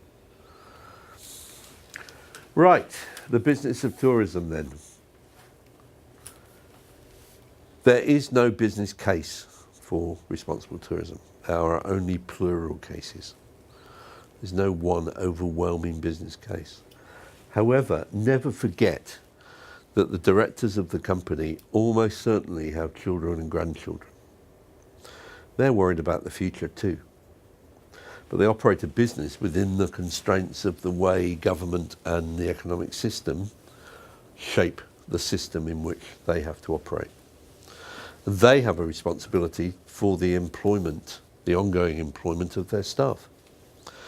If they do too much responsibility, they may make their businesses non-viable and all those people become unemployed. Again, it's complicated, isn't it? You know, the continuity of employment of their staff generally matters to businesses. But it is the right thing to do, and it's worth making that argument to people. It's about minimising risk.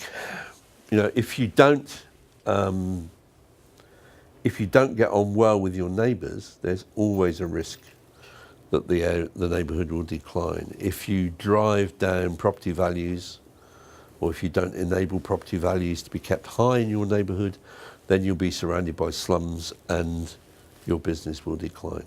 You need to worry about your neighbours because you work in that environment. There's an apocryphal story, although I think it's probably not apocryphal, of a hotel in the Gambia which somehow managed to alienate its local neighbours. And the neighbours would turn up at 6 o'clock every night, hanging on the fence, shouting, "Give us your money." Made it impossible to operate that hotel. Nobody wanted to stay in a hotel where that was happening at 6 o'clock every night.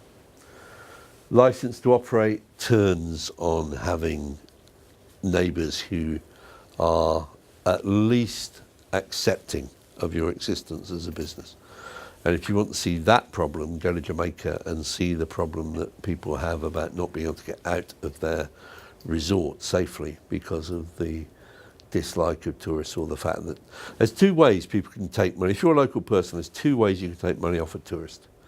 You can sell them something, or you can thieve from them. If there are no opportunities to sell, you may choose to thieve. Very brutally the case. So finding ways in which local communities can engage in tourism is a good idea. Product quality, very high last night because it's locally sourced food. Beautifully cooked, locally sourced food with the story about where it came from. Even when the story is being told in Finnish, I haven't got a clue what's being said really, I just know it's being said. It still adds to the value of the meal.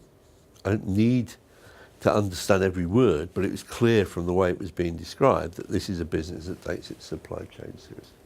Cost savings, particularly on carbon. The problem there is that the costs take a while to get payback on.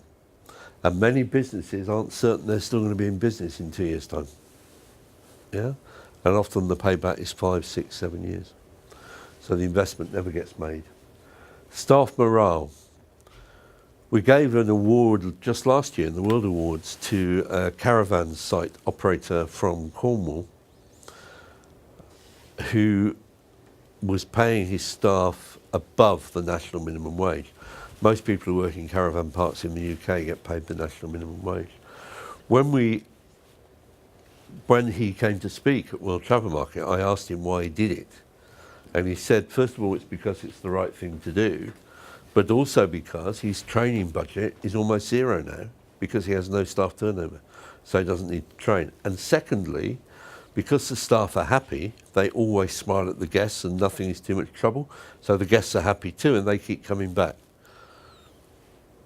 What a sensible business strategy. No training budget anymore and a high repeat visitor rate because the guests are happy, because the staff are happy. That's a no-brainer, isn't it? And then the market advantage arguments, which are the ones you normally hear. A richer experience, which can certainly lead to extended length of stay, repeats and referrals, and differentiation in the PR. No, more media coverage and the rest of it. So there's a lot of different arguments you can make, and depending on which function the business person you're talking to fulfills, you need to pick your argument.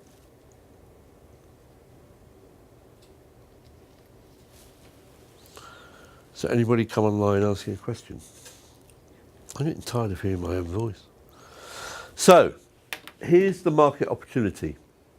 There's a trend towards experiential holidays. The baby boomers in particular, and now the millennials are all adding to that. People want more ethical or responsible products. They want to be guilt-free. This is non-price competition. You don't need to reduce your prices. Indeed, if you're offering fresh local eggs, you might be able to push your price up a bit.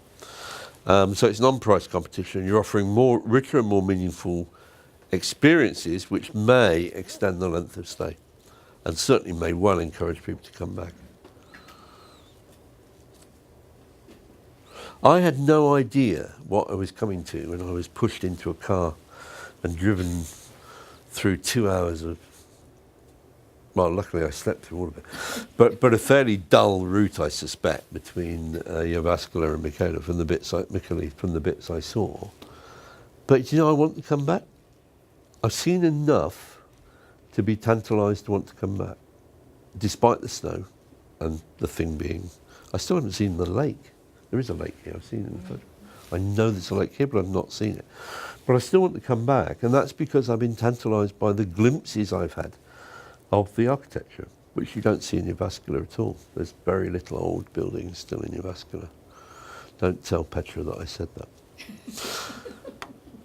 This is the slide I often use with business people, so let me just do this very quickly. It's responsible tourism enhances the product and the experience. There are advantages around loyalty and repeat business. It differentiates you in a crowded marketplace. It allows you to compete without having to reduce your price. It's non-price competition. You can go after particular market segments and they tend to be higher spending market segments. It can give added relevance to particular products. So if you've got within the hotel a spa which is highly ethical in the sense it's using products which are never been tested on animals, or an example I saw recently in Italy, in India, where the masseurs are all blind women. It's incredible. They've created work for blind women in India by teaching them to do massage. How brilliant is that? I mean, a group of people who in India would find it almost impossible to find highly paid work have been trained to do massage. Brilliant. We all want guilt-free holidays and we all want better experiences, which means finding better ways of interacting with local communities.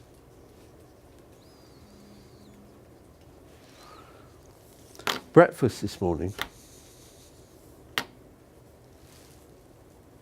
was not good. And it wasn't not good because the breakfast itself wasn't good. But the reason the hotel is full, let me tell you, is that there's about 20,000 young sportsmen pursuing some particular sport, all of whom were staying in the one hotel. So the whole breakfast room was dominated. Now, I have nothing against that. They're as entitled to stay there as I am. But because what it means is you don't have that normal experience which you get in that kind of hotel of there being lots of different people from, mostly from Finland. It's a domestic hotel primarily at this time of the year. But that sense of being with a mixed group of Finnish people, suddenly the whole thing was a monoculture of young men in tracksuits. Who are not used to eating in hotels either. So you get this kind of double thing. Now, that's nobody's fault, but it does reduce the quality of the experience. So if I'm going away on holiday, I'll very often choose to stay in a pub, in an English pub, because that means I'm going to get the chance to mix with local people from that community. By drinking in the bar, I will meet people who live in the village, and I get a chance to talk to them on equal terms, because we're both in the public bar having a beer together. And I really value that. And often in hotels, particularly that kind of hotel, you have a similar experience, but not today because of the sportsmen. They have every right to be there, I'm not querying that. Right, this is the slide I thought was going to be in this morning's presentation and wasn't, so you'll all be relieved to know we're nearly at the end of this. Greenwashing is the biggest problem we all have, because you make every effort to do it right, and then you get people who are cheating. So evidence and transparency is critical to combating greenwashing. Greenwashing is the real challenge.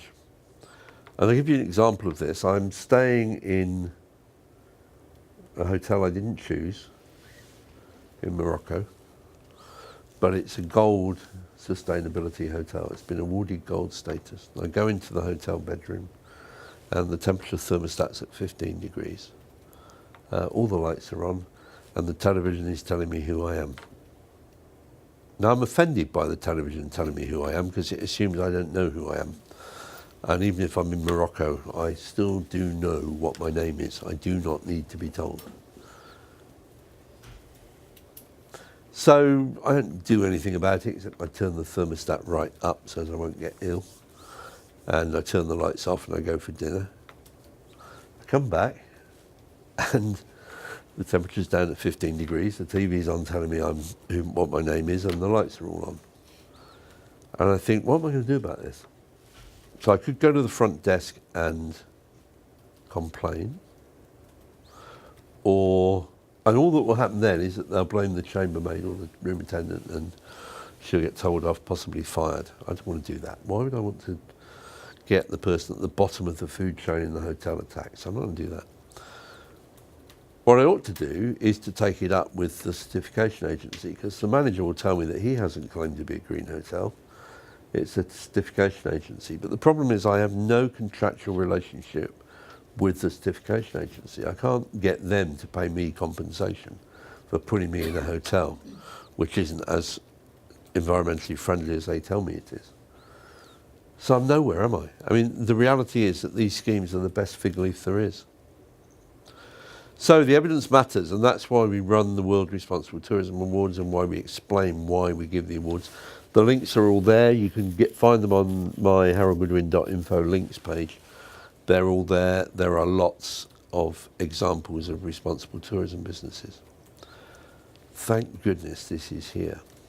This is Keep It Real, which is produced by... no, I have lost a whole series of slides this morning. That is really irritating. Nonetheless, Keep It Real is there. This is the website address where you can still find it. This is Xavier's advice about how best to market your sustainability. And I don't need to go through it in detail because it's all outlined in this report. What I would say is, if you want it, and certainly for your hospitality program, you probably need to download this, because it may not always be there, but I would download it as a resource. It's about 25 pages of advice to individual entrepreneurs running small businesses about how to establish their sustainability. So annoyed, I've lost those slides this morning, I've failed to keep them. The core values of responsible tourism are about transparency and by reporting what you do in terms not just of the inputs and the outputs, but what are the outcomes and the impacts of what you do. And the test is, could I, if I went to Cape Town in the drought last year, could I find out which hotel in Cape Town had the best track record for reducing its water consumption? And the answer is, no, I couldn't. And why couldn't I? Because all of the labels just tell you that they get 3 stars or gold for something. But it doesn't tell me what their actual water consumption is per bed night. So I've got no idea. So the hotel I'm staying in, and again I'm put there, I don't choose it, but I'm put into a hotel right next to the convention centre where the WTM Africa show is. In the WTM Africa Show Convention Centre, there is no water in the gents' urinals and no water in the wash basins in the gents. There is only a hand sanitizer. So they've turned the water off to preserve the water. Perfectly sensible, no problem with that. Sensible. In the hotel, there's lots of material about how bad the drought is. There's lots of photographs of the drought. There's the dried up reservoirs and everything else. You go up to the room, and the only thing they've done is to remove the plugs from the bath. Nothing else.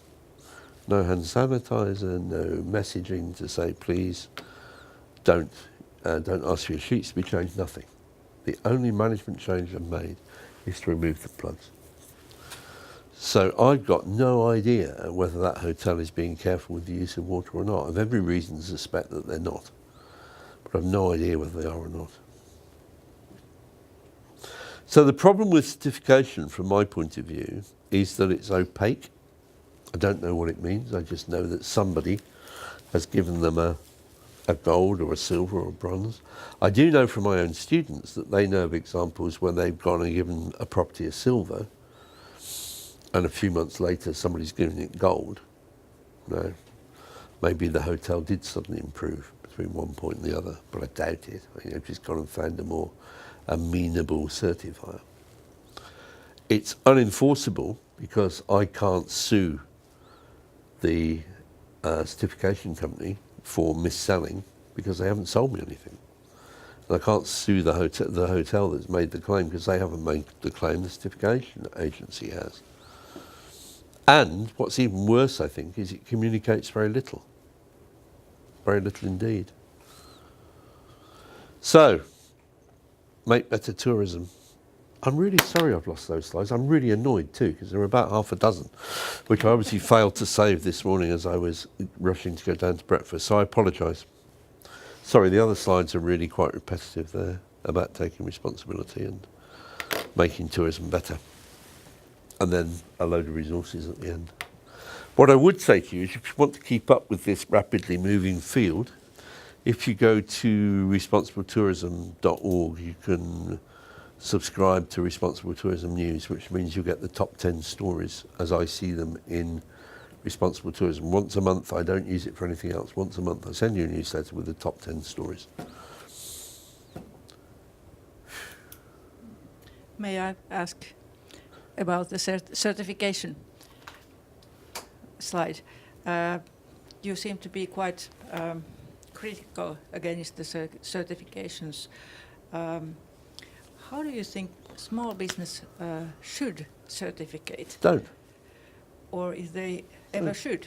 Don't. Because Don't bother. now we have in Finland, we have this Visit Finland program for more and more certifications. And if they don't, how do you as a foreigner, for instance, find these responsible businesses when you go somewhere? Well, I don't know precisely what the Visit Finland scheme is, because I haven't been told. But I've been told enough to believe it isn't a traditional certification scheme. I think the answer for your business, for example, is to be absolutely explicit about what you do. My eggs come from, my meat comes from, I encourage this local festival, this is how the place is heated, I don't have air conditioning, you know, whatever story you want to tell, because that's what gives it meaning. That's what communicates to the tourists exactly what they're going to get. I think it's about the stories we tell. Now, you can have a label on top of that if you want, and what I've agreed with the Green Tourism Business Scheme, which is one of the damn slides I've lost. Actually, how much longer do I have here? Oh, I have plenty of time. Let me just boot up my laptop and see if it got saved somewhere else, just in the hope that I haven't lost it. Because I really will be cross if I've lost half an hour's work.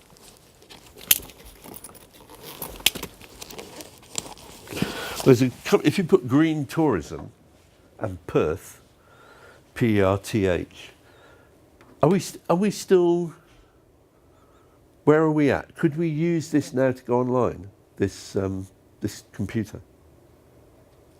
Your own computer. No, that computer. Could we go online with that computer? Yeah. I think so. Why don't we do that, and then we could share. If it's not here, I can dig up some of these leads for you, so at least you've still got them. And we've got time to do that, I think. Yeah? Does that seem reasonable? As a way of recovering from my error? As you wish. I'm just really cross with myself for having done the work and then losing it. It's crazy. But maybe I kept a different copy on here.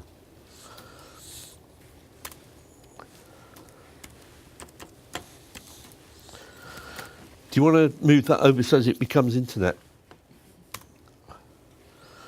And I can quickly...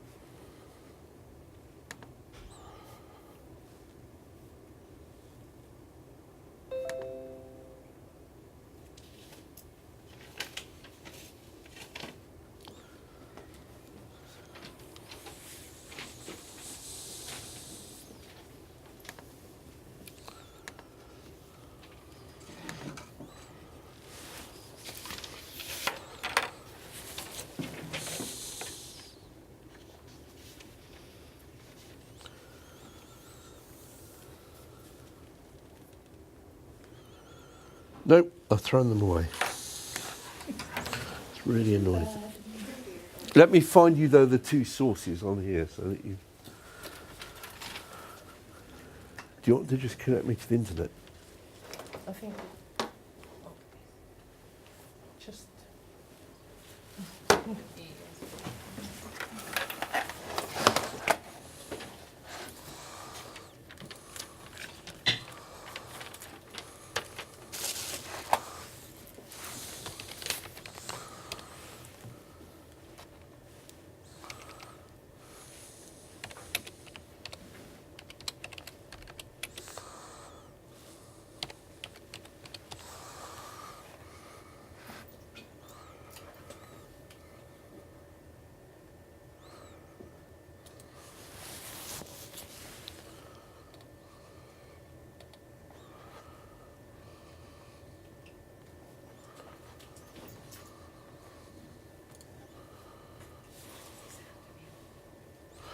Right, this...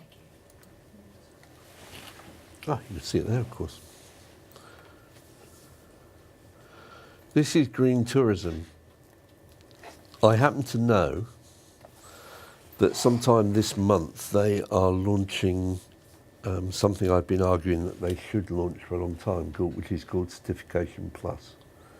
So they'll still do the grading, but they'll be encouraging each of the businesses to say what they're doing and communicate it to the consumer. They picked that up partly from Xavier's work on Keep It Real, but also because I've been saying for a long time that these gradings mean nothing to people. Yeah? What does it mean to say that they're silver? So they share values in going green, they use recycled product, they source supplies locally, they use energy and water efficiency, and they monitor their resources. What does that tell me? There's no content to that, there's no meaning to it. It's opaque. It doesn't tell you anything really about what they're doing. If it told me that they wastewater recycled through a reed bed, which has consequently has lots of butterflies and birds, that's a story. That's got meaning. That connects me with it. We recycle our waste paper, we sell it, and we give the money to a charity. That's got meaning. There's a story there. Yeah, and we know that human beings live on stories. It's the stories that we tell each other and ourselves which are at the heart of what we are as people. And we forget that the story matters. Now, if you've lived in Britain for the last 2.5 years and gone through the nightmare of the Brexit debate, that message would have been reinforced time and time again, because the reason Brexit is happening is because the dominant narrative is that we need to take back control from Europe of our own economy.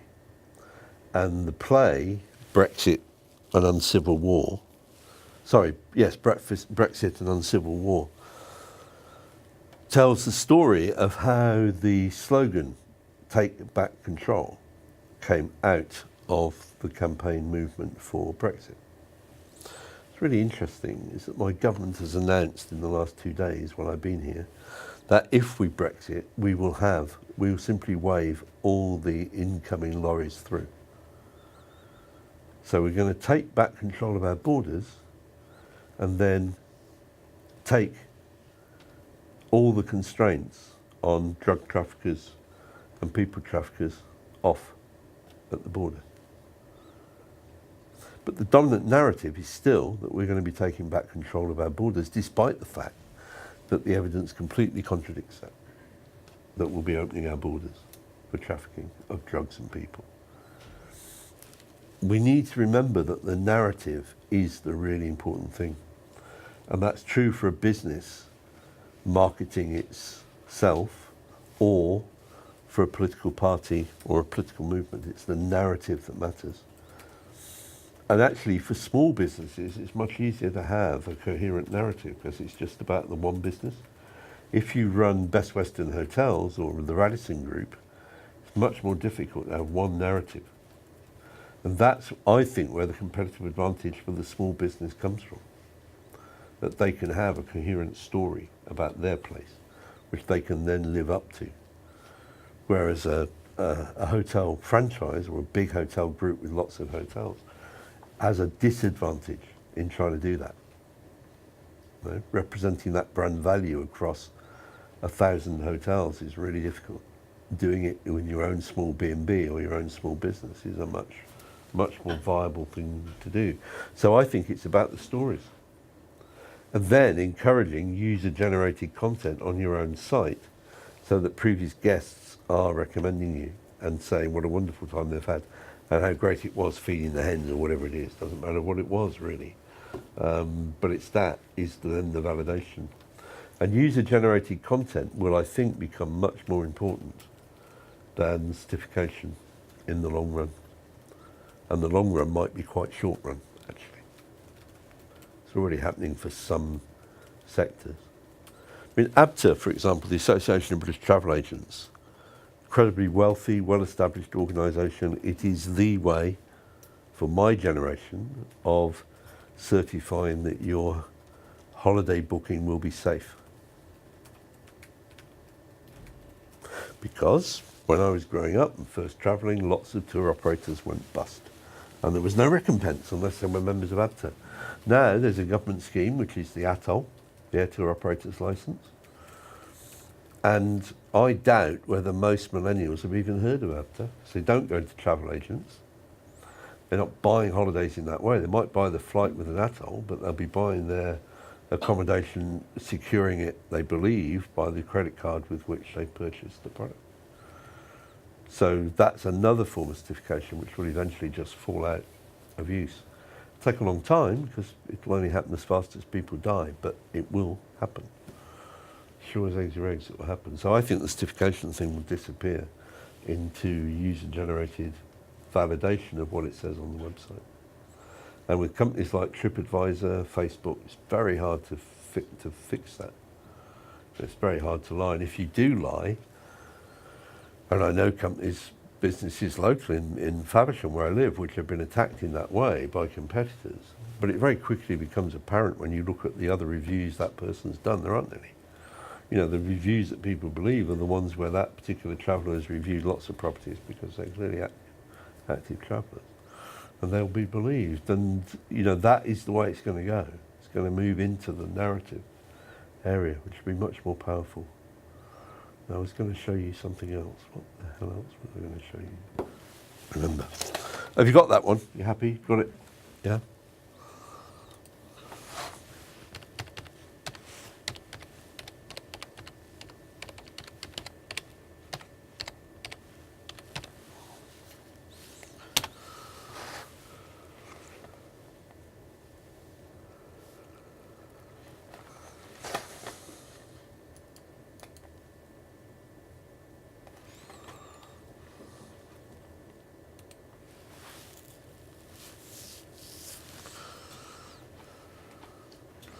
Ah, this is where you can read about my experiences in India last week. But that doesn't have the photographs of the sewage treatment plant either.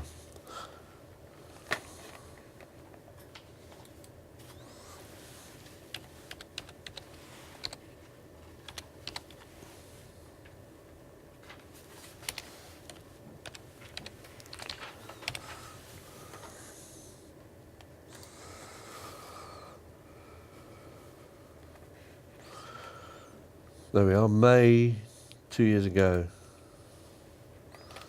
This is where I made the case for, well, the case against certification and the argument for certification plus. So if you want to read the argument or reference it, it's there.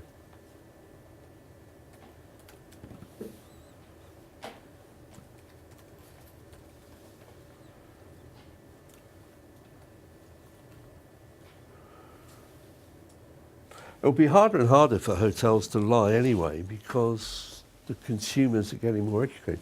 If you take a company like TUI that now has very high environmental standards in all its Robinson hotels, which are the hotels it actually owns. Every traveller who stays in a Robinson hotel will have seen the difference. They'll have seen an aerated shower. They'll have seen they'll have seen LED lights, they'll have seen light switches that switch off if you're not in the room. You know, they'll have seen all those things. So slowly the public becomes more educated about what they should expect to see in an environmentally friendly hotel. So telling lies about it becomes more difficult. And the claims that the hotel makes are enforceable through the civil courts in most societies for compensation for mis-selling, which is a much more powerful way of forcing the hotelier to be responsible in what they're saying. I'm really annoyed that I've lost those photographs. I'm sorry. Those slides. But that was those two that I've shown you. They are the essence of the argument I was making. I have a question from the stream as well, or a comment. Taina Laitinen from Kajonselkä Cottages around here in South Savo is saying that I think it is important to use keywords for Google to find Yes, it is. sustainable, ecological, and so on. Yeah. No, of course. Of course. But I would also add responsible now.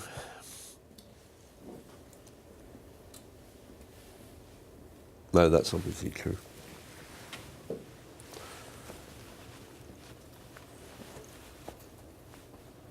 What else would you like to talk about? You have my time. It's up to you. Well, actually, it is 3 o'clock already. Were we supposed to be finishing now anyway? Yeah. Yeah, we were, weren't we? Yeah, Yes. yeah, we are about to finish. We have something to do after 3 o'clock. So we have time's up, and thank you very much for your presentation and the ideas and the inspiration that we hope that also everybody online got, in spite of only few comments, but I think it's the way we just behave in Finland. The discussion, the conversation will start right after you're gone.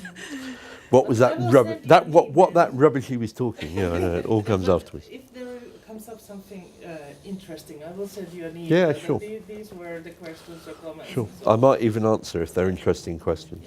So thank you very much for your presentation and the answers and the discussion, and thank you everybody who has been online and active here. And really, this presentation and session will be available in internet later as well. Thank you very Thank much you. for the opportunity.